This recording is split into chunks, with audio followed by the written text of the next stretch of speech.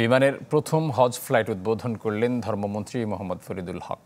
হজযাত্রীদের সর্বোচ্চ সেবা দিতে হজ সংশ্লিষ্ট সবাই বদ্ধপরিকর বলে জানান তিনি। বিমানে হজযাত্রীদের প্রতি দায়িত্বশীল আচরণে আহ্বান জানান মন্ত্রী। বক্তব্য শেষে ফিতা কেটে প্রথম ফ্লাইটের উদ্বোধন করেন তিনি। সকাল 7টা 20 মিনিটে হযরত শাহজালাল আন্তর্জাতিক বিমানবন্দর থেকে জেদ্দার উদ্দেশ্যে যাত্রা করে প্রথম হজ ফ্লাইট। এবছর 85,257 জন বাংলাদেশি হজ পালনের উদ্দেশ্যে সৌদি আরব যাচ্ছেন। এর মধ্যে 42,629 জন হজযাত্রী পরিবহন করবে বিমান।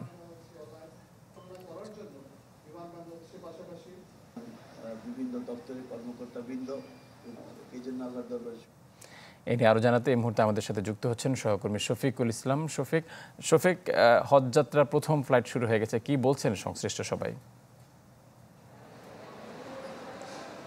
ফারুক, সংশ্লিষ্ট যারা রয়েছেন, যেমন হাবের যিনি সভাপতি, তিনি আমাদেরকে একটু আগে ব্রিফ করেছেন। তিনি আমাদেরকে বলেছেন যে এখনও পর্যন্ত 30,000 হজযাত্রী কিন্তু তারা ভিসা পায়নি বা ভিসার যে কার্যক্রম সেটি সম্পন্ন করতে পারেনি। তবে তিনি বলেছেন যে অনলাইনে হওয়ায়, যেহেতু এই কার্যক্রমটি টোটালি পুরোপুরিভাবে অনলাইনে হচ্ছে, সেহেতু ধীরে ধীরে এই যে ভিসা পাওয়ার প্রক্রিয়া সেটি কিন্তু সম্পন্ন হয়ে যাবে এবং আগামী 11 মের মধ্যে এই টোটাল যে প্রক্রিয়াটা সেটা কিন্তু সম্পন্ন হবে। এবং আমরা এই মুহূর্তে আসলে রয়েছি আশকোনা হজ ক্যাম্পে। সেখান থেকে কিন্তু হজযাত্রীরা তাদের যে আবাসিক ব্যবস্থা ছিল সেখান থেকে তারা তাদের যে লাগেজ, তারপর তাদের যে প্রয়োজনীয় জিনিসপত্র, সেগুলো নিয়ে তারা কিন্তু নির্দিষ্ট এয়ারলাইন্স, ফ্লাইনার্স এবং বিমান বাংলাদেশ এয়ারলাইন্স তাদের যে কাউন্টার, সেখানে গিয়ে তারা টিকিট সংগ্রহ করছেন এবং প্রয়োজনীয় কাগজপত্র নিয়ে তারপরে কিন্তু তারা চলে যাচ্ছেন আসলে বিমানবন্দরের দিকে এবং সেখান থেকে কিন্তু তারা তাদের যে ফ্লাইটটি সেটি কিন্তু তারা ধরার চেষ্টা করছেন। আমরা এখন একটু কথা বলার চেষ্টা করব একজন হাজির সাথে।